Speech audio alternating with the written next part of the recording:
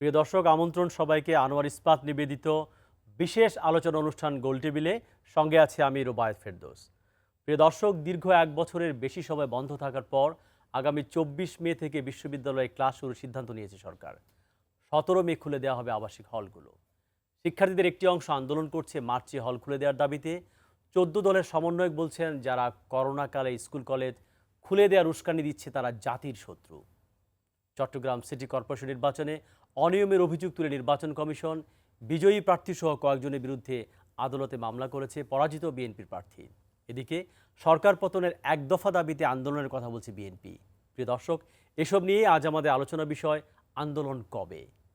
এ বিষয়ে আমাদের সঙ্গে আছেন আওয়ামী লীগ দলীয় সাবেক সংসদ সদস্য প্রফেসর আব্দুল মান্নান। আপনাকে স্বাগত। আছেন সাবেক শিক্ষা প্রতিমন্ত্রী ডক্টর আ.ন.ম এহসানুল হক মিলন। ওয়েলকাম। আমার বাঁ দিকে আছেন নাগরিক ঐক্যের আহ্বায়ক মাহমুদুর রহমান মান্না। ডান দিকে আছেন জাতীয় পার্টির অতিরিক্ত মহাসচিব ব্যারিস্টার শামীম হায়দার পাটোয়ারি এমপি। এছাড়া আমাদের সঙ্গে অনলাইনে যুক্ত আছেন নোয়াখালী বিজ্ঞান ও প্রযুক্তি বিশ্ববিদ্যালয়ের সাবেক উপাচার্য অধ্যাপক ডক্টর এম ওহিদুজ্জামান এবং সাবেক সচিব আবু আলম মোহাম্মদ শহীদ খান। স্বাগত। প্রিয় দর্শক, অনুষ্ঠানে সরাসরি প্রশ্ন করতে অথবা মতামত জানাতে ফোন করুন টেলিভিশনের পর্দায় দেখানো নম্বরে। চাইলে অনুষ্ঠানটি দেখতে পারেন দেশ এবং বিদেশ থেকে ইউটিউব এবং ফেসবুকেও। আমরা আলোচনায় যাব। প্রথমেই আপনাকে দিয়ে শুরু করতে চাই। সব মিলিয়ে বিশ্ববিদ্যালয় খুলে দেওয়া, হল খুলে দেওয়া এবং আন্দোলন যা হচ্ছে, এটা দিয়ে আমরা আলোচনা শুরু করতে যাই। একসময় আপনি শিক্ষামন্ত্রী ছিলেন, প্লিজ। জি, আপনি বললেন বছর খানিক পরে বিশ্ববিদ্যালয় খুলছে। আসলে বছর খানিক না, 1.25, অর্থাৎ আজকে 24শে মে, ফেব্রুয়ারি 24শে মে, আরও 3 মাস বাকি রয়েছে। করোনার মতো মহামারী আমাদের দেশে বেড়াতে আসছিল মার্চ 8, 2020। যদিও সেটা শুরু হয়েছিল 19 সাল থেকে। ভ্রমণে কিন্তু এই পিপাসু রোগীটি গিয়েছিল উন্নত দেশে, আমাদের দেশে অনেক পরে এসছে।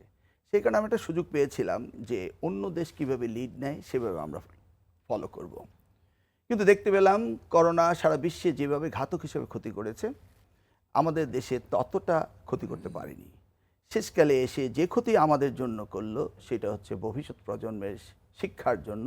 সেই ক্ষতিটি কিন্তু পৃথিবীর অন্যান্য দেশে করতে পারেনি, করেছে শুধু বাংলাদেশে। শিক্ষাকে একদম পঙ্গু বানিয়ে দিয়েছে এবং ক্যান্সার রোগে আক্রান্ত হয়েছে। সেই শিক্ষা থেকে বেরিয়ে আসার জন্য সরকার অনেক পদক্ষেপ নিয়েছে। কিন্তু আজকের প্রেক্ষাপটে আমি দেখতে পেয়েছি যে গাড়িতে ঘোড়ায় গাড়ি টানে না, গাড়িতে ঘোড়া টানে। অর্থাৎ ছাত্ররা রাজপথে বেরিয়ে তাদের অধিকার আদায়ের জন্য সংগ্রাম করে, তখন সরকার সেই সাথে সাথে আন্দোলনকে যেন কোথাও না হতে পারে সেই জন্য সরকার সেই সাথে সাথে অনুমোদন দিচ্ছে। এমনকি ঢাকা বিশ্ববিদ্যালয়ে কর্তৃপক্ষ যে সিদ্ধান্ত নিচ্ছে সেটাকে ওভাররাইড করছে মন্ত্রণালয়, বন্ধ করে দিচ্ছে পরীক্ষা। দেখুন, 1992 সালে ন্যাশনাল ইউনিভার্সিটি অ্যাক্ট হয়েছিল। সেই ন্যাশনাল ইউনিভার্সিটি করা হয়েছিল সারা বাংলাদেশের প্রত্যেকটি কলেজকে একটি ছাতাতলে নিয়ে এসে সুচারুভাবে পরিচালনা করার জন্য। পূর্বে যে অবস্থা ছিল ঢাকা বিশ্ববিদ্যালয় কলেজগুলো দেখতো, হঠাৎ করে সেই অবস্থায় ফিরিয়ে নেওয়া হলো 2017 সালে। যারা মাস্টার ডিগ্রি পরীক্ষার্থী ছিল তারা সেশন শেষ করেছিল 12-13-তে, ইন্টারমিডিয়েট পাস করেছিল। 2019-এ যেই সমস্ত কলেজগুলো ন্যাশনাল ইউনিভার্সিটির আন্ডারে, তারা পরীক্ষা দিয়েছে এবং তারা পাস করেছে এবং চাকরি বাকরি কর্মজীবনে ঢুকে গিয়েছে। অপরদিকে যারা বিশ্ববিদ্যালয়ে ছিল, ঢাকা বিশ্ববিদ্যালয়ের 7টি কলেজ, তাদের পরীক্ষা চলছিল মার্চ 2020-এ। দুটি পরীক্ষার পর করোনা আসলো, সেখান থেকে শুরু হলো আবার পরীক্ষা। এই বছর এসে বিশ্ববিদ্যালয় সিদ্ধান্ত নিয়েছিল, সরকার হঠাৎ করে পরীক্ষা বন্ধ করে দিল। তারা 2021 সালেও মাস্টার ডিগ্রি করতে পারলো না। 2013 সেশনে তারা ইন্টারমিডিয়েট পাস করেছিল। তাদের বয়স 25-26 গড়িয়ে যাচ্ছে। বিসিএস পরীক্ষা দিতে হবে 30 বছরের ভিতরে। সেই জায়গাটিতে আন্দোলন করে আজকে পেল তারা, সরকার রাজি হয়েছে। কিন্তু চোখ হারিয়েছে তিতুমিরের একজন ছাত্র। পুলিশ কাউকে ছাড়ে না, সরকারের বিরুদ্ধে যে যাবে তাকেই পিটানো হবে। এই অবস্থা আমি মনে করি শিক্ষার বিরুদ্ধে একটি বিশাল ষড়যন্ত্র। এই শিক্ষা ব্যবস্থাকে পঙ্গু করার জন্য, অর্থাৎ আমরা স্বল্প আয় থেকে মধ্যম আয়ের দেশের দিকে যাচ্ছিলাম। ডেমোগ্রাফিক ডিভিডেন্ড পে করার সময় এসেছিল আমাদের 2007 থেকে 2041 সাল। তারই মধ্যে আমাদের দেশে 15 হতে 64 বছর বয়সের জনসংখ্যা রয়েছে শতকরা 65, আর 15 পর্যন্ত রয়েছে 30, বাকি 5 হলো 65-র উপরে। এই ডেমোগ্রাফিক ডিভিডেন্ড যারা পে করবে তাদেরকে ক্রমান্বয়ে সেশন জটের ভিতর দিয়ে আনতে আনতে এমন একটি পর্যায়ে নিয়ে এসেছি আজকে যে আরও কত বছর যে এই সেশন জট খুলবে আমরা তা জানি না। আমরা 1971 স্বাধীনতা যুদ্ধের সময় দেখেছি আমরা যুদ্ধ করার জন্য এদেশে শিক্ষা ব্যবস্থা শিক্ষা প্রতিষ্ঠানগুলো চলতে পারেনি। স্বাধীনতার পরপরই কন্ডেন্স সিলেবাস, নকল, নোট বই, গাইড বই দিয়ে শিক্ষাকে ধ্বংস করে দেওয়া হয়েছিল। সেখান থেকে বহু কষ্ট করে জাতি ফিরে আসছে। ইতিহাস থেকে কিন্তু আমরা কেউ শিক্ষা নেই না, কারণ ইতিহাস তো চলমান, আগামী দিনে নতুন ইতিহাস রচনা হবে, সেটা তো চলতেই একটা হবে। বছর ষড়যন্ত্রটা করছে কে এই শিক্ষা ব্যবস্থা ধ্বংসের জন্য? মানে কার লাভ আসলে, বেনিফিশিয়ারি কে হবে এটা ধ্বংস হলে? ধরুন খুব সিম্পল নাকি আমরা ভাষায় ষড়যন্ত্র সবকিছুর মধ্যে দেখতে পাই আসলে? না, যদি সিম্পলি বলুন, জি আমাদের দেশে 4 কোটি স্টুডেন্ট রয়েছে। Education is a now commodity. এই কমোডিটির উপরে হাফ কান্ট্রি রয়েছে আমাদের দেশের শিক্ষা তারা দিয়ে যাচ্ছে, যেমন Bharat, Malaysia, Australia, Europe, America. সেখানে আমাদের ছাত্রছাত্রীরা চলে যাচ্ছে। যেমনিভাবে আপনি এই দেশের ডাক্তার তৈরি করছেন না বলে দেখুন, আপনি এই করোনাকালীন সময়ে কত মহাব্যক্তিরা, মহাজনরা যারা বিদেশে হসপিটালে ট্রিটমেন্ট করতেন, তারা কিভাবে নিরুপায় হয়ে আত্মসমর্পণ করছে রাব্বুল আল্লাহর কাছে, তাই না? আমাদের মেডিকেল সায়েন্সকে আমরা ডেভেলপ করিনি, শিক্ষাকে ধ্বংস করছি, মানে মেডিকেল সায়েন্সকে ডেভেলপ করছি, শিক্ষাকে ধ্বংস করছি, মানে আগামী ভবিষ্যৎ প্রজন্মের বাংলাদেশকে ধ্বংস করছি। আপনি একবার ভেবে দেখুন, প্রত্যেকটি শিক্ষার্থীর জীবন থেকে 5টি বছর করে যদি আমরা নিয়ে নেই, তাহলে এই জাতির জীবন থেকে কত শত হাজারো কোটি বছর আমরা নিয়ে নিচ্ছি, তাই নয় কি? জি, অনেক ধন্যবাদ। আমি আপনার কাছে আবারও আসবো। আমাদের সঙ্গে আছেন সাবেক উপাচার্য ওহিদুজ্জামান। আপনি কি শুনতে পাচ্ছেন? হ্যাঁ, শুনতে পাচ্ছি। একটু যদি বলেন, এতক্ষণ সাবেক শিক্ষামন্ত্রী যে কথাগুলো বললেন, এই প্রেক্ষাপটে আপনি যদি একটু বলেন। আসলে শুনছিলাম যে আসলে তো ওরা ওই যে কথা আপনারা বলছেন যে ওরা তো সব জায়গার মধ্যে ষড়যন্ত্র খুঁজে পায়। একটা হলো কোভিড, এই অতিমারির কারণে সারা বিশ্বই বিপর্যস্ত হয়েছে। আর একটা হলো আমাদের শিক্ষা ব্যবস্থায় এই যে সেশন জ্যাম বা আমাদের শিক্ষার্থীদের প্রজন্মকে ধ্বংস করা, এটা আমরা দেখেছি। উনি বলেছেন যে মুক্তিযুদ্ধের পরে বাংলাদেশে কিভাবে এই জিনিসগুলোকে নিয়ন্ত্রণ করা হয়েছিল তার ফল কিন্তু আমরা দেখেছি। আমার মনে আছে যে 74 সালে এ, যে ডিগ্রি যে পরীক্ষাটা হয়েছিল তার ফলাফলে মাত্র 2 পয়েন্ট কত% পাশ করেছিল ঢাকা ইউনিভার্সিটির অধীনে। সেই সময় বাংলাদেশের অলমোস্ট অধিকাংশ কলেজই ছিল এর ভেতরে, এবং এসএসসিতে 32 ভাগ পাশ করেছিল, তাতে 65 গ্রেস দেওয়া হয়েছিল, 5 সাবজেক্টে 13 করে 20 পাইলেই পাস, তাতে পাশ করেছিল 32 ভাগ। বঙ্গবন্ধু শেখ মুজিবুর রহমান তিনি যে ভাষণ দিয়েছিলেন বাকশাল গঠন করার সময়, বাংলাদেশ শ্রমিক আওয়ামী লীগ যে গঠন করলেন, সেই সময় একটা ভাষণে বলেছিলেন শিক্ষকদের উদ্দেশ্য করে যে নকল হবে না। তার অর্থ কি এই 2% পাশ করবে 3%, তাহলে আপনারা কি করছেন? শিক্ষকদের অত্যন্ত রিগার্ড করি, তিনি বলেছিলেন যে শিক্ষকরা খুবই পূজনীয়, সম্মানীয়, তাদের নিয়ে আমার কথা বলা চলে না। কিন্তু এটা এই প্রশ্ন তো আমরা করতেই পারি। অর্থাৎ যে নকল, সেটি কিন্তু সে সময় বন্ধ করা হয়েছে এবং তারপরে নানা পদক্ষেপ নিয়ে। কিন্তু আমরা দেখেছি যে 75 সালে বঙ্গবন্ধুকে হত্যা করার পরে বাংলাদেশকে পরিকল্পিতভাবে এই দেশকে স্বাধীনতা সার্বভৌমত্বকে নস্যাৎ করার জন্য প্রথমত সংবিধানকে সঙ্গিনের খোঁচায় ক্ষতবিক্ষত করা। আমরা যে একটি বাঙালি জাতি মুক্তিযুদ্ধের মধ্য দিয়ে স্বাধীনতা লাভ করেছিলাম, বিজয় অর্জনের মধ্যে দিয়ে পাক হানাদার বাহিনী এবং দোসরদের আত্মসমর্পণ করি, সেই জাতিকে উগ্র সাম্প্রদায়িক ধর্মভিত্তিক একটি বাংলাদেশি জাতীয়তাবাদ সৃষ্টি করে জিয়াউর রহমান এই বিভক্ত করলো সেই জাতিকে, এবং আমাদের প্রত্যেকটি অর্জনকে সেই পশ্চাদমুখী করা হয়েছিল। ওনারা হয়তো সেটা ভুলে গেছেন। তার পরবর্তীকালে সেই ধারাবাহিকতা আমরা দেখছি যে এরশাদ আমলে কিভাবে চেষ্টা করা হয়েছে ছাত্রদের, জিয়াউর রহমান ছাত্রদের হাতে অস্ত্র তুলে দিয়েছিল, সে অবির মতো এরকম অনেক মেধাবী ছাত্রদের হিজবুল বাহারে ট্রিপে নিয়ে গিয়ে। সেই জিনিসটা তো আমরা জানি। তরুণ সমাজকে, যুব সমাজকে, বিপ্লবী সমাজকে কিভাবে পৃথিবীর দেশে দেশে স্বৈর শাসকরা তাদের কিভাবে বিভ্রান্ত করেছে, ইয়ুথ কমপ্লেক্স করে সারা বাংলাদেশে সেই 79-80 সালে সারা বাংলাদেশের গ্রামে গ্রামে পর্যন্ত মদ। অনেক ধন্যবাদ অধ্যাপক ওহিদুজ্জামান। আমি আসবো আপনার কাছে, যে আবারও ফিরে আসবো। এই জায়গাটা একটু ওনার ক্লোজিং এ আসি। এখন বর্তমান যে পরিস্থিতি, বলতে হলো এই জন্য যতদূর যেতে চেয়েছিলাম না, যে বর্তমান যে পরিস্থিতি সেটি একটি বাস্তবতা। এবং এটা উনি বলতে পারবেন না যে না, এই অন্যান্য 7 দেশের কলেজ কি ঢাকা বিশ্ববিদ্যালয়ে নেওয়া থেকে অনিবার্য না, ছিল? এই যে যুক্তি কি এটা ছিল? কিন্তু কোন একাডেমিক শোনেন, লজিক ছিল? কেন এই নেওয়া 7 হলো? কলেজ শোনেন, জানেন যে এই 7 কলেজের এইভাবে ভাগ করা ডিভিশন, সরকারি বেসরকারি, এ নিয়ে আমি বক্তব্য রেখেছিলাম, আপনারা অনেকেই হয়তো জানেন। জি, সে নিয়ে সেই সময় অনেকের সাথে, বিকজ এই ধরনের কোনো ডিভিশনই হতে পারে না, একাডেমিক ভাবে ডিভিশন হতে পারে। আপনি স্ট্রাকচার, অ্যাডমিনিস্ট্রেটিভ স্ট্রাকচার, এটা সরকার বেতন দেয় না প্রাইভেট, এভাবে তো একাডেমিক্যালি এভাবে ডিভিশনই হতে পারে না। সে বিষয়টা আমি আমি মনে করি যে সেটি হতে পারে না। তো সুতরাং সেটি হয়েছে একটা বাস্তবতা, কিন্তু সেটা কিন্তু কোভিড এর কারণে হয়েছে তা না।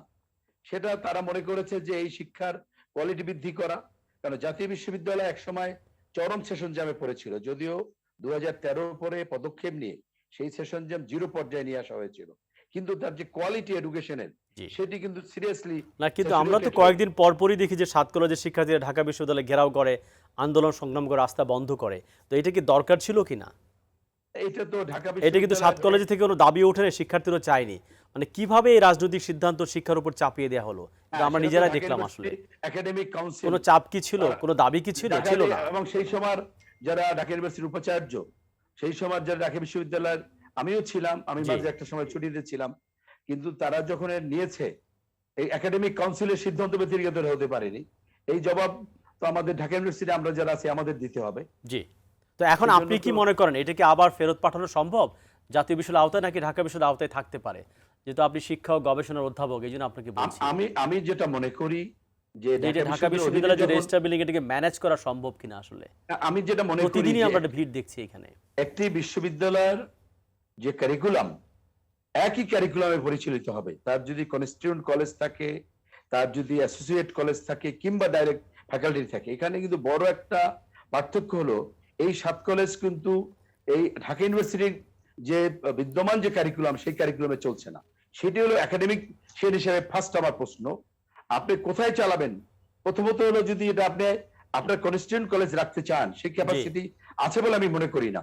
মানে এক একটা কলেজের যে ছাত্র সংখ্যা এবং তার যে সেটি ঢাকা ইউনিভার্সিটি চালাতে পারে, সেটা ব্যক্তিগতভাবে একজন শিক্ষাবিদ হিসাবে জি। আমি মনে করি না, না। অনেক ধন্যবাদ এবং বলবার তার জন্য। ফলে আমরা থাকুন, এই আপনি কারিকুলাম নিয়ে আবারও চালাতে আপনাকে হবে। সঙ্গে নিব। মান্না ভাই যদি একটু বলেন, একটু ইঙ্গিত দিয়েছেন আমাদের সাবেক শিক্ষামন্ত্রী যে আন্দোলন এসব ভয়টই পাচ্ছে কিনা, যে দ্রুত সিদ্ধান্তগুলো মেনে নিচ্ছে। না, আমার কাছে তো এটা মনেই হয় যে ইউনিভার্সিটি বা শিক্ষা প্রতিষ্ঠানগুলো যে 1 বছর বন্ধ রাখা হয়েছে, এটা বেসিক্যালি পলিটিক্যাল ডিসিশন। এই কারণে বলছি যে আপনি তাকিয়ে দেখেন সারা পৃথিবীর দিকে সব জায়গায় কিন্তু শিক্ষা প্রতিষ্ঠান খুলে দেবার চেষ্টাটা প্রথম করা হয়েছে, আর আমরা শিক্ষা প্রতিষ্ঠান বন্ধ রাখবার চেষ্টাটাই করছি। এখন পর্যন্ত শিক্ষামন্ত্রী বলেন, শিক্ষা সংক্রান্ত সংশ্লিষ্ট কর্মকর্তা কর্তৃপক্ষ যারা যারা আছেন, তারা শুধু এটাই বোঝাবার চেষ্টা করছেন যেটা বন্ধ রাখাই দরকার, এটা এখনই খোলা যাবে না, ইত্যাদি ইত্যাদি। তো এটা নিয়ে তো প্রচুর কথাবার্তা হয়েছে ইতিমধ্যেই। আপনি গার্মেন্টস খোলা রাখছেন, সমস্ত কলকারখানা অফিস আদালত খোলা আছে, গণপরিবহনগুলো খোলা, এবং গণপরিবহন খোলার সময় কত যে নাটক করলেন আপনারা। মানে আপনারা বলতে বলছি যারা যারা সংশ্লিষ্ট, না আমরা তো এত লোক তুলতে পারবো না, স্বাস্থ্যবিধি মানতে হবে, তাহলে সেই ডিস্টেন্স রাখবে, অতগুলো প্যাসেঞ্জার তোলা যাবে না, অতএব ভাড়া দ্বিগুণ করেন। ভাড়া দ্বিগুণ করে দিল সরকার, তারপর ওরা মানুষ টিকিট আরও দ্বিগুণ তুললো, আবার আপনার করলো না, বাকি কোনো স্বাস্থ্যবিধি মানলো না। সবই যদি চলে, আপনি ঈদ উপলক্ষে কীরকম করে মানুষ লঞ্চে উঠছিল সবাই দেখেছে, তাহলে বিশ্ববিদ্যালয় সহ শিক্ষা প্রতিষ্ঠান খুলবেন না কেন? তার যুক্তি কি? আমি মনে করি কোনো যুক্তি সরকার দেখাতে পারে। তারা বলে যে হলগুলো যে গণরুম থাকার পরিবেশ সব মিলে করোনা দ্রুত সংক্রমিত হবে তো কিনা। গণরুম তো তারাই চালু করেছে, গণরুম বন্ধ করে দিক, নতুন আরও হল করে দিক, দরকার লাগলে 1 বছরের মধ্যে চাইলে আপনি হল করতে পারতেন। এগুলো কিছু ভাবেন নাই। সত্যি কথা হচ্ছে করোনা নিয়ে আপনি কিচ্ছু করেন নাই। আল্লাহর রহমত যে আমাদের এখানে ইনফেকশন কম, আমাদের ডেথ রেট কম। আমরা যদি আমেরিকান বা ব্রিটিশ সিচুয়েশনে পড়তাম, তাহলে আমাদের বাপ ডাকতে ডাকতে চলে যেতে হতো। আমরা কিছুই করতে পারিনি। আমরা আপনার শুরু থেকে এই পর্যন্ত স্বাস্থ্যবিধি মেনে চলতে পারিনি, স্বাস্থ্যবিধি সম্পর্কে মানুষকে শিক্ষা দিতে পারিনি। আমরা নিজেদের চেষ্টায় অর্থনীতি বলেন, স্বাস্থ্য সেক্টর বলেন, শিক্ষা বলেন, কোনো জায়গাতে এমন কোনো অবদান রাখতে পারিনি, কিন্তু ঢোল পেটাচ্ছি নিয়মিত। আমাদের কাজটাই হচ্ছে ঢোল পেটানো, যে আমরা কত কি সাকসেস অর্জন করছি। এবং মাঝে মাঝে আমার কাছে বিস্ময়কর লাগে কি জানেন, এমন একটা ভাব করা হচ্ছে যে আমাদের যারা ক্ষমতায় আছেন তারা সব ডক্টর ফাউচির চাইতে এক্সপার্ট, তারা বিশ্ব স্বাস্থ্য সংস্থার চাইতে বেশি শক্তিশালী। তাদের কারণেই বাংলাদেশে এইভাবে করোনা মোকাবেলা করা সম্ভব হয়েছে। কি মোকাবেলা করেছেন আপনি? আমরা তো হেলথ সেক্টরের কন্ডিশন দেখেছি যে আমাদের এখানে অক্সিজেনের অভাব, আমাদের এখানে আইসিইউর অভাব, এবং কত কষ্টের মধ্যে মানুষ থেকেছে। হসপিটালগুলোর কন্ডিশন কত খারাপ, কীরকম দুর্নীতি হচ্ছে, কত কাণ্ড একটার পর একটা প্রকাশিত হয়েছে। তারপরে বলবো আমাদের সরকার যেভাবে চালাচ্ছেন এগুলোকে আমি রাজনীতি বলছি, এবং সেই রাজনীতির জায়গা থেকে বলছি আজকে বোঝেন যে সমস্ত ছাত্ররা হলের তালা ভেঙে যেভাবে হোক হলে প্রবেশ করেছে, এরা কোন ছাত্র সংগঠনে? আগে তো একটা ঘটনা ঘটলেই বলতেন জামাত শিবির, না কাউকে দোষ দিতেনি, এই সরকার করতোই। এবার তো দোষ দিল না, কেন? দোষ দিতে পারবে না, তারা দোষ দিতে পারবে না, বরঞ্চ তাদের এখন পাঠাতে চাই প্রক্টর যাক, ইউনিভার্সিটি কর্তৃপক্ষ কাছে তারা যাক, ওদেরকে বোঝান তারা যাতে হল থেকে বেরিয়েছে, বিকজ তারা জানে যে এটার মধ্যে এমনকি তাদের দলের ছাত্ররা আছে। আমার তো মনে আছে, আপনারও মনে থাকবার কথা, ছাত্রলীগের সভাপতি কি নাম ওনার, উনি বিশ্ববিদ্যালয়ের মধ্যে একদিন বক্তৃতায় বলেছিলেন যে সব কিছু খুলে দেওয়া হয়েছে, কিন্তু বিশ্ববিদ্যালয় প্রশাসন কেন বিশ্ববিদ্যালয় খুলে দিচ্ছে না, এ সম্পর্কে আমরা কর্তৃপক্ষের কাছে জবাব চাইব। যেদিন ঢাকা ইউনিভার্সিটির ছাত্ররা স্মারকলিপি দিতে গেল ইউনিভার্সিটির ভাইস চ্যান্সেলরের কাছে, সেই দিনও সবাই তারা গিয়ে পরীক্ষা করেছে কারা কারা ঢাকা বিশ্ববিদ্যালয়ের বাইরের আছেন, তারা কেউ এখানে থাকতে পারবেন না, ওরা পুলিশ থেকে বিশ্ববিদ্যালয়ের। তারপরে ওরা তাদের থাকতে দেয়নি, বের করে দিয়েছে। দেবার পরে নিজেরা কিন্তু ঠিকই ছাত্রলীগের ব্যানার নিয়ে, ছাত্রলীগের নাম নিয়ে তারা সরকারের কাছে গিয়ে আবার দাবি জানাচ্ছে না খুলে দিতে হবে। এগুলো কি সরকারের কাছে, মানে সরকারি ছাত্র সংগঠন বিশ্ববিদ্যালয়ের ভিসির কাছে, বিশ্ববিদ্যালয় কর্তৃপক্ষের কাছে দাবি জানাতে চায়, এগুলো আবার কোন নাটক? এ তো বলে দিলেই হয়, প্রধানমন্ত্রী বললেই বা শিক্ষামন্ত্রী বললেই হয় যে ইউনিভার্সিটি খুলে দেওয়া হোক এত তারিখ থেকে, যেহেতু আমাদের ছাত্র সংগঠন চাচ্ছে, সবাই চাচ্ছে, শেষ হয়ে যায়, তারপরে নাটক করার কোনো দরকার নেই। কিন্তু এই নাটকগুলো করা হচ্ছে, এবং সেই কারণেই এই যে এখন বলা হচ্ছে ধরেন মেতে খোলা হবে, কেন বলেন তো? মেয়ের কি, মেয়ের যুক্তিটা কি? যদি তারা এটা রোজা হবে, তারপর ঈদ হবে, ঈদের পরে খোলা হবে, রোজা ঈদের এরকম সাথে বলা তাদের হচ্ছে। সম্পর্ক কি? রোজা ঈদের মধ্যে যদি ইউনিভার্সিটি খোলা থাকতে পারে, রোজা ঈদের মধ্যে যদি পরীক্ষা চলতে পারে, কারখানা চলতে পারে, অফিস আদালত চলতে পারে, বাস চলতে পারে, তাহলে একটা বছর নষ্ট হয়েছে। রোজার মধ্যে যদি ছাত্ররা ক্লাস করতে চায়, আপনি ক্লাস করতে দেবেন আজকে না যদি কেন? দেখেন, আজকে ডেইলি স্টার একটা সার্ভে রিপোর্ট দিয়েছে যে যারা অভিভাবক তারা মনে করছে এখনো বাচ্চাদের জন্য তাদের স্কুলটা সেফ তারা মনে করছে না। আচ্ছা, আজকে বাচ্চাদের findings। প্রশ্ন বাদ দিচ্ছি আমি, কারণ জি। বাচ্চাদের ব্যাপারে গার্জিয়ানরা মনে অভিভাবকদের করছে না। আশঙ্কা কত। আমরা আলোচনা করবো, এ নিয়ে একজন দর্শক যুক্ত হয়েছেন, তার ফোনটি নিয়ে আমরা আলোচনায় ফিরবো। প্রিয় দর্শক, কে বলছেন এবং কোত্থেকে বলছেন, পরিচয় দিয়ে প্রশ্নটি উত্থাপন করুন। কে বলছেন? জি জি, আমি আশরাফুল আলম বলছিলাম, বলুন মাদারীপুর থেকে। প্লিজ। আচ্ছা, আমার প্রশ্নটি হচ্ছে যে আমাদের যে গতানুগতিক বিরোধী দলীয় যারা নেতৃবৃন্দ আছেন, তারা সবসময় বলেন যে সরকারের শুধু ঢোল পিটাচ্ছে কিংবা এই ধরনের, কিন্তু তাদের এই যুক্তির পিছনে তাহলে বিরোধী দলের কোনো আন্দোলনে মানে মানুষের সম্পৃক্ততা নেই কেন? এটা কি শুধুমাত্র মানে বিরোধী দল যে দলগুলো আছে তাদের কি নেতৃত্ব শূন্যতা, নাকি তাদের কোনো ধরনের অন্তকন্দল জি। কিংবা তাদের যুক্তিগুলো আরো গঠনমূলক হচ্ছে না?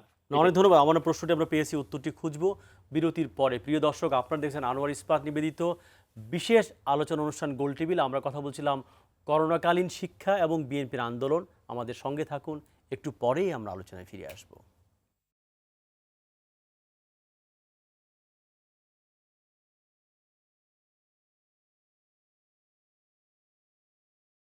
প্রিয় দর্শক, বিরতির পর আবারও স্বাগত জানাচ্ছি আনোয়ার ইস্পাত নিবেদিত বিশেষ আলোচনা অনুষ্ঠান গোল টেবিলের। সঙ্গে আছে আমি রুবায়েত ফেরদৌস। আমরা আলোচনা করছিলাম করোনাকালীন শিক্ষা ব্যবস্থা এবং বিএনপির আন্দোলনের হুমকি নিয়ে। বিরতির আগে খানিকক্ষণ কথা বলেছি। প্রফেসর মান্নান, আপনি অনেকক্ষণ কথা শুনেছেন, একটু যদি বলেন এই বিশ্ববিদ্যালয় শিক্ষা প্রতিষ্ঠান খুলে দেওয়া না দেওয়া, ছাত্রদের আন্দোলন। আসবো আমরা, হ্যাঁ। দিয়ে দেন। আচ্ছা, আপনি একটু বলেন, তারপরে মান্না ভাই বলবেন, সমস্যা নাই। আমার ভাইয়ের রক্তে রাঙানো 21শে ফেব্রুয়ারি আমি কি ভুলিতে পারি?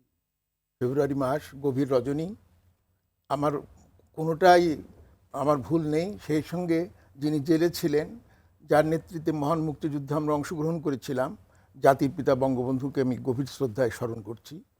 এখানে দুজন বিজ্ঞ আলোচক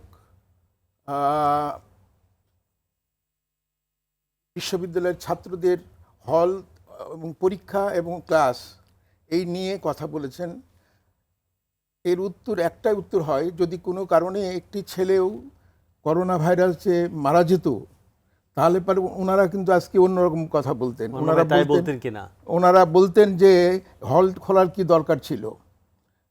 এখন এদিকেও কাটে ওদিকেও কাটে, হল খোলার মানে আমি এখনো তো খুলতে বলছি, জি। মারা গেলে তখন কি বলি তাহলে দেখবেন মারা যাবেই মনে করি না আমি। যাই হোক, আপনার মনের কথা আপনার মনেই থাক, আপনি বলেন সবাইকে। তো এখন বিষয় হলো, শেখ হাসিনা অসম্ভব দূরদর্শী একজন নেতা। তিনি 1000 কোটি টাকার অ্যাডভান্স করে রেখেছেন।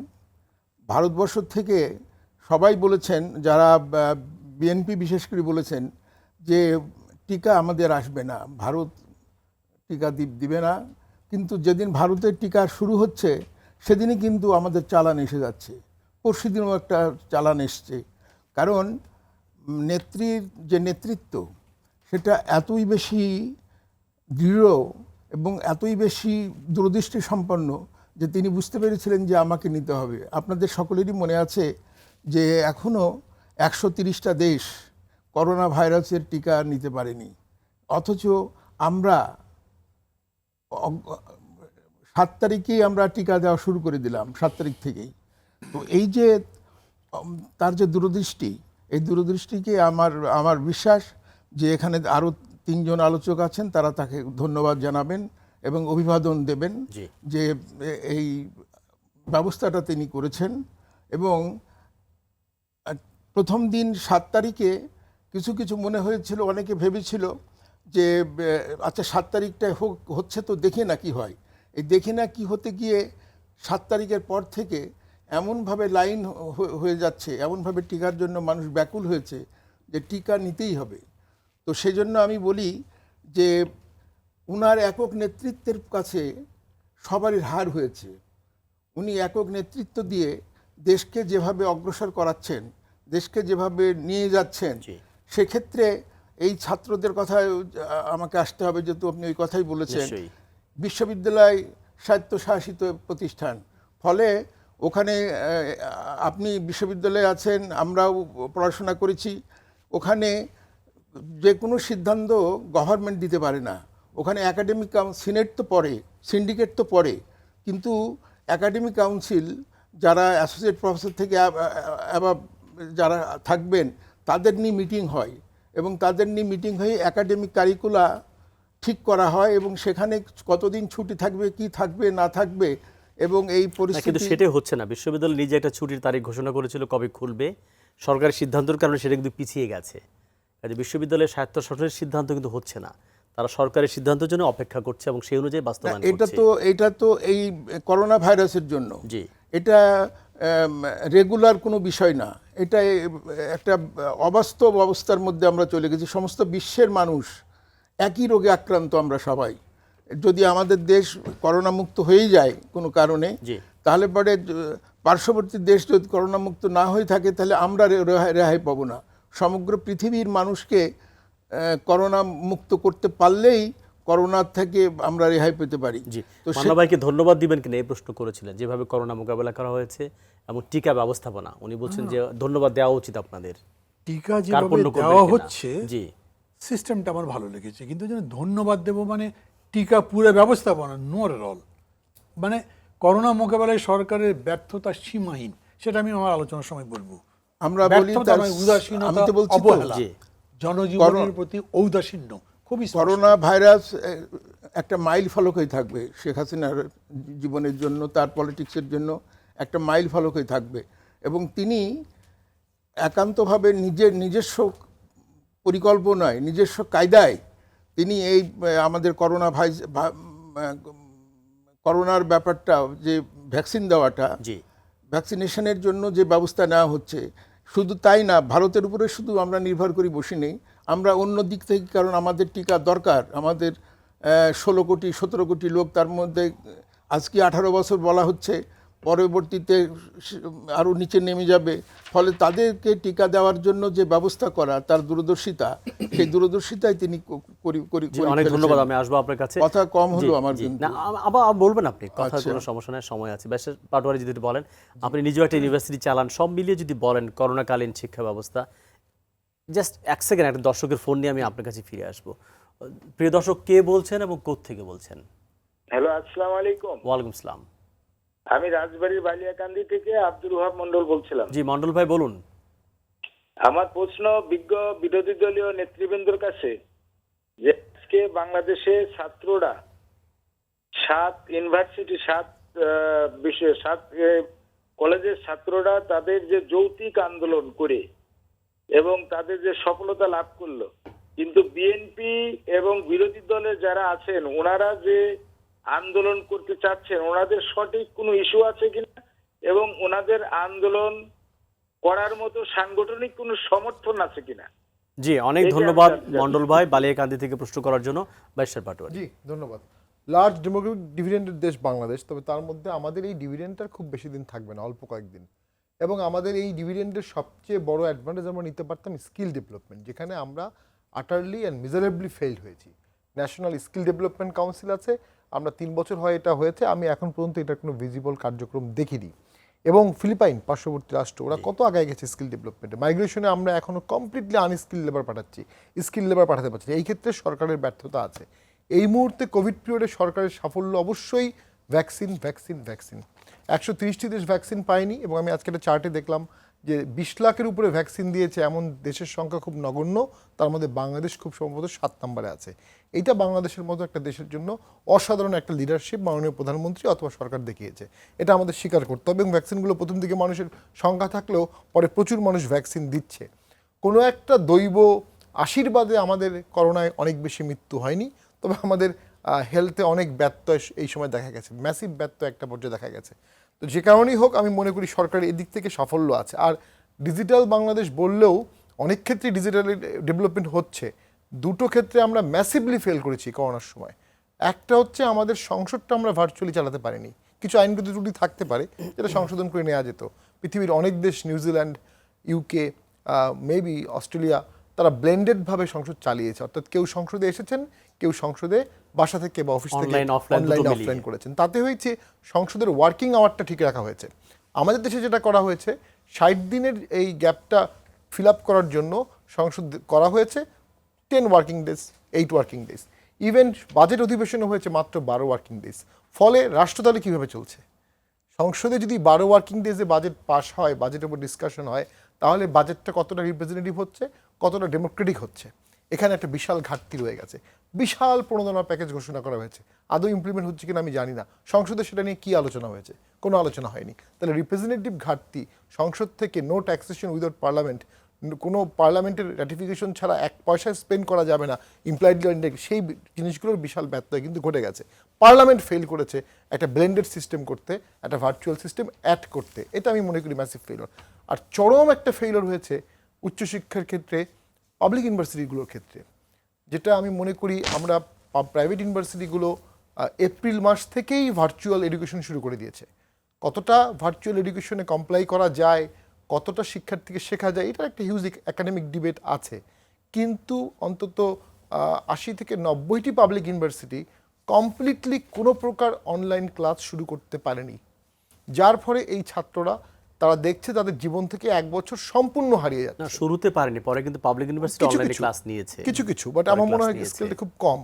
তো এই যে পারেনি, দেরিতে পারলো, ফান্ডের তো কোনো সমস্যা নেই, রিসোর্সের কোনো সমস্যা নেই, বিশাল ক্যাম্পাস, বিশাল হল, একটি হল, এবং স্যালারিও এখন অনেক অ্যাট্রাকটিভ। তো সব মিলিয়ে না পারার আমি কোনো ব্যর্থতার কোনো যৌক্তিক কারণ একটা দেখি যেটা না। বলা হচ্ছে যারা প্রান্তিক পর্যায়ে থাকে স্টুডেন্টরা, তাদের ইন্টারনেট কেনার সামর্থ্য আছে কিনা, এটা absolutely কিংবা একটা হচ্ছে wrong theory। ইন্টারনেট ফ্যাসিলিটিস কেমন, সেই ডিবেটটা ছিল। Private university- বিশ্ববিদ্যালয় বলেছিল তাদেরকে কিনে দিবে, সেটা কিন্তু দেয়নি আসলে পরে। বিশ্ববিদ্যালয় দেয়নি, সরকার ক্ষেত্রে 5,000 টাকা করে একটা প্রণোদনা ঘোষণা করেছিল, কিছু কিছু ছাত্র পেয়েছে, কিছু ছাত্র পায়নি। প্রাইভেট ইউনিভার্সিটিতে ধান বিক্রি- টেলিফোন কোম্পানিগুলোকে আহ্বান করা হলো, তারা জি, কিন্তু সাড়া দেয়নি। এত হাজার কোটি টাকা তার আয় করছে, কিন্তু এই ক্রাইসিস তারা কিন্তু এগিয়ে না, আসেনি ওইটা আসলে। আপনার ইউনিভার্সিটিও নিজস্ব প্রচুর ফান্ড আছে, ইউনিভার্সিটি চাইলে তার ফান্ড থেকে দিতে পারতো। প্রাইভেট ইউনিভার্সিটি 100টি প্রাইভেট ইউনিভার্সিটি প্রায় কম 8-10 লক্ষ ছাত্র পড়ে।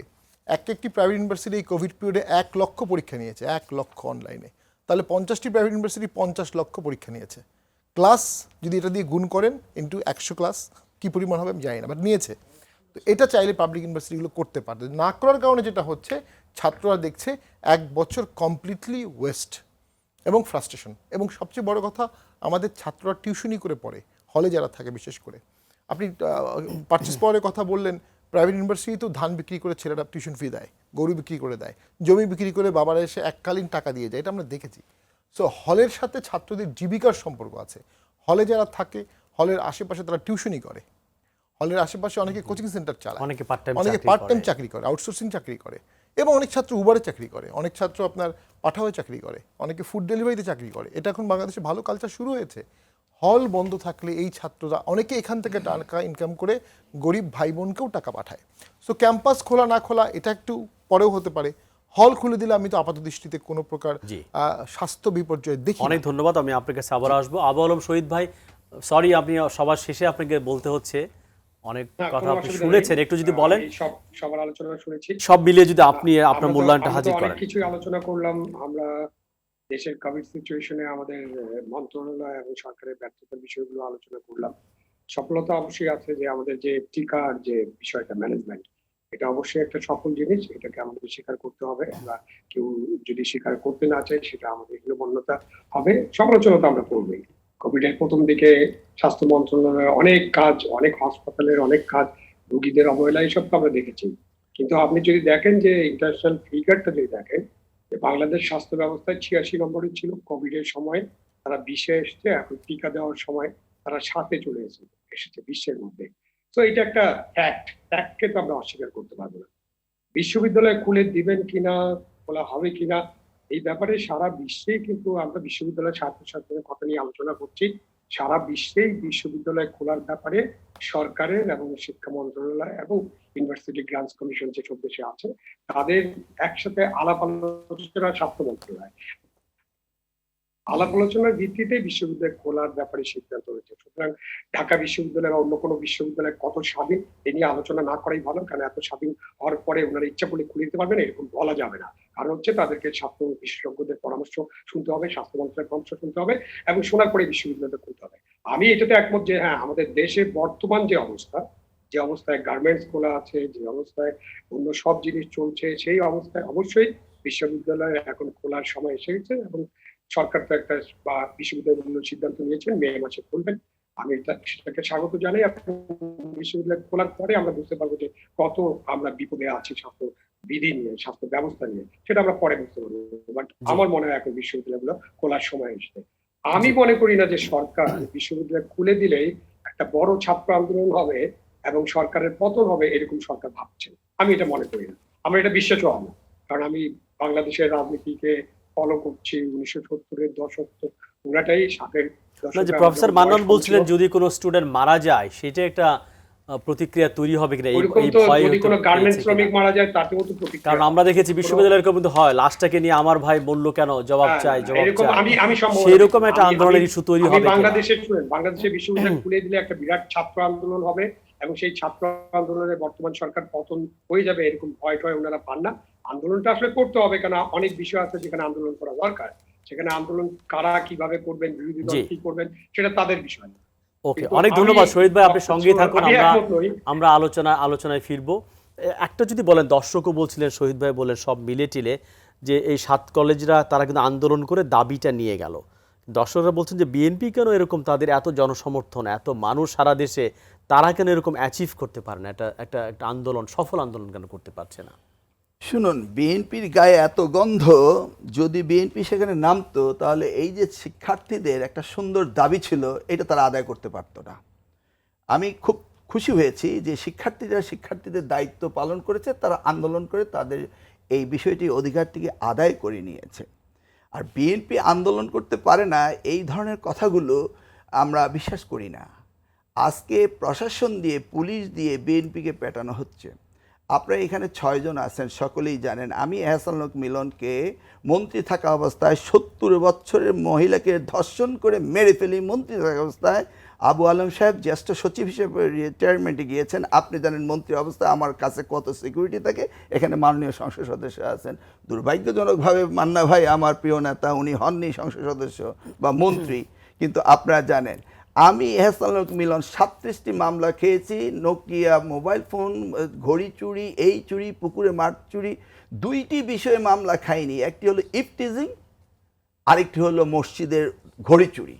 এছাড়া আমার যতগুলি মামলা হয়েছে 1379 বছর জেল হতো যদি কার্যকর করে। এখন মামলাগুলি ট্রায়ালে আছে, এখনও ট্রায়ালে আছে। জাজরা হাসে আমাকে নিয়ে যখন আমি ট্রায়ালে উঠি। আমার মামলাগুলি ট্রায়ালে প্রত্যেকটি মিথ্যা মামলা।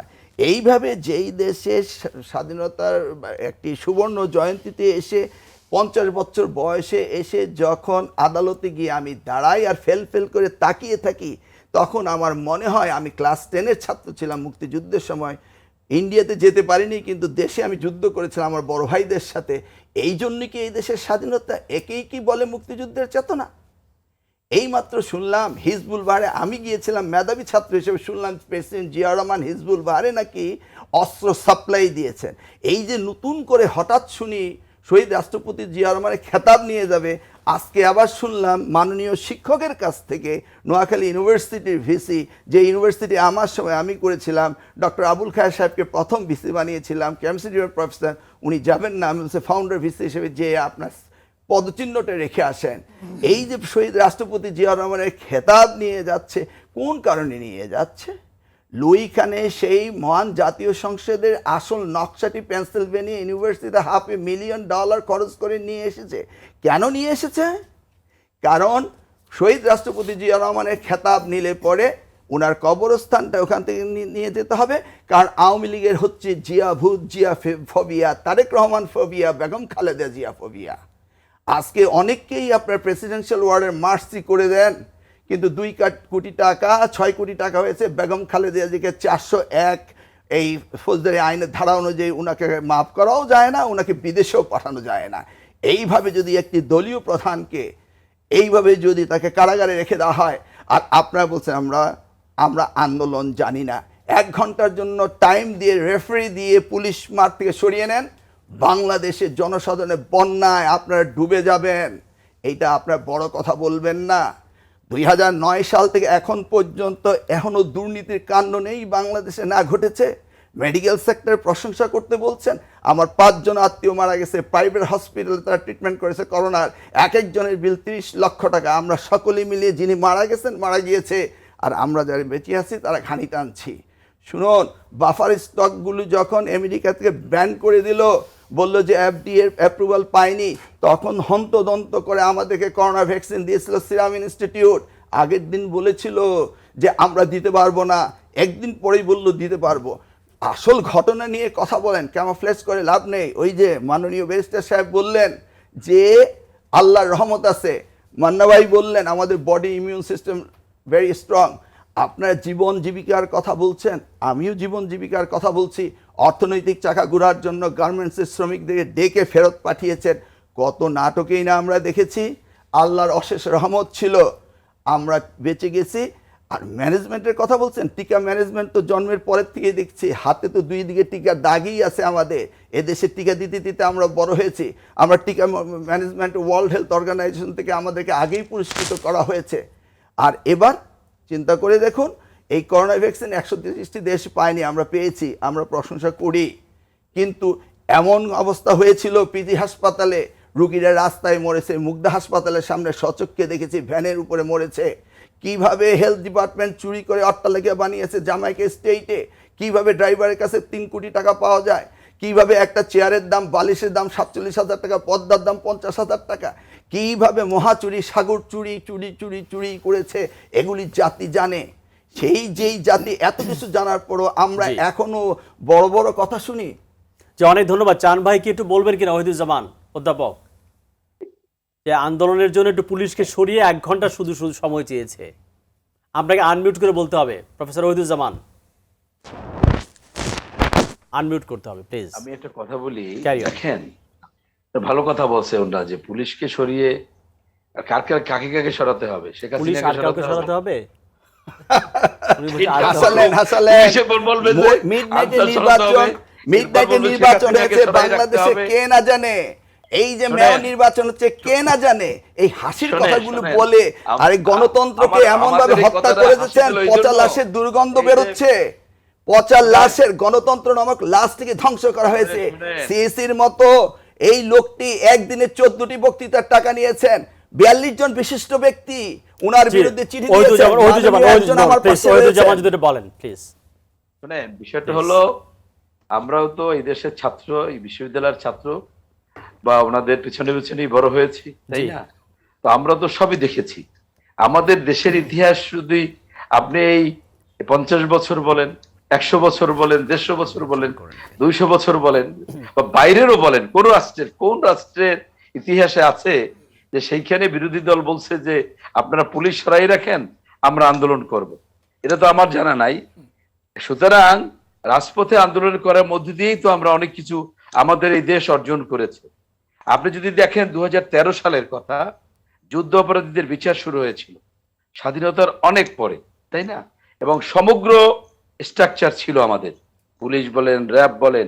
সেই সময় কিভাবে প্রকাশ্যে দিবালোকে পুলিশকে হত্যা করা হয়েছে, বিডিআর কে, মুক্তিযোদ্ধাদেরকে গাড়িতে নামিয়ে তারপর হত্যা করা হয়েছে। সারা দেশে কি অবস্থা হয়েছিল?